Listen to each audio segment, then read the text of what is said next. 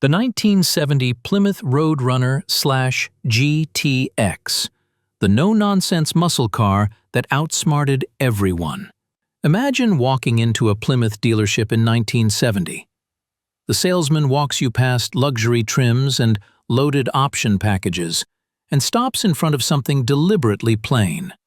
No wall-to-wall carpeting, no wood-grain dashboard, just a 383 cubic inch V8, a horn that went beep beep, and a price tag that made serious performance suddenly affordable. Today, that same stripped-down muscle car sells for $80,000 to $300,000 at auction and is celebrated as one of the most honest performance cars Detroit ever built. This is the story of the 1970 Plymouth Road Runner and GTX. Unpretentious when new, legendary forever. The performance loophole. Every other muscle car in 1970 was getting heavier, more expensive, and loaded with comfort options that added weight and cost. Plymouth spotted the loophole nobody else was using. Strip everything unnecessary out, keep the price low, and drop in the biggest engine the body could carry. The Road Runner was born from a simple question. What if serious performance didn't require a serious price tag? The answer changed the muscle car market overnight: the engineering problem.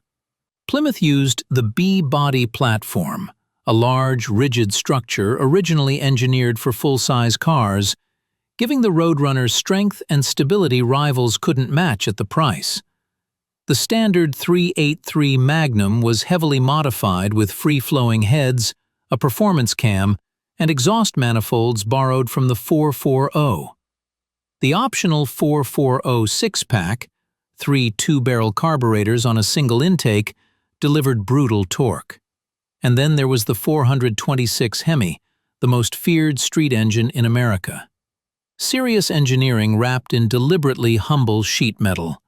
Birth of a legend. Plymouth rated the 383 Magnum at 335 horsepower, the 440 six-pack at 390, and the 426 Hemi at 425, all considered conservative by anyone who drove one hard. The Road Runner came standard with heavy-duty suspension, 4-speed manual, and wide oval tires. The GTX was the upmarket sibling, same performance bones, more comfort and chrome. Plymouth built 41,484 Road Runners for 1970. Affordable enough that real people could actually buy one. Focused enough that nobody forgot what it was for. The price problem. The 1970 Road Runner started at just $2,896. Remarkably low when rivals cost significantly more. The Hemi option pushed past $4,000, but even then the value was undeniable. Buyers got stiff suspension, loud exhaust, minimal sound deadening, and bench seats. No frills whatsoever. Plymouth made no apologies. Anyone wanting carpet and a wood-rim steering wheel was pointed toward the GTX, or told to visit a different showroom entirely. Track dominance. The 446-pack ran the quarter-mile in the low 13-second range. The Hemi dropped deep into the 13 seconds with proper tuning. Motor Trend named the Road Runner Car of the Year in 1969. Extraordinary for a budget muscle car competing against far more expensive machinery. The B-body platform's rigidity transmitted power cleanly, and the wide stance kept it stable at speeds that made pony cars nervous. For the money, nothing on the American market came close. The perfect irony. By 1971, rising insurance costs and tightening emissions were dismantling the muscle car era.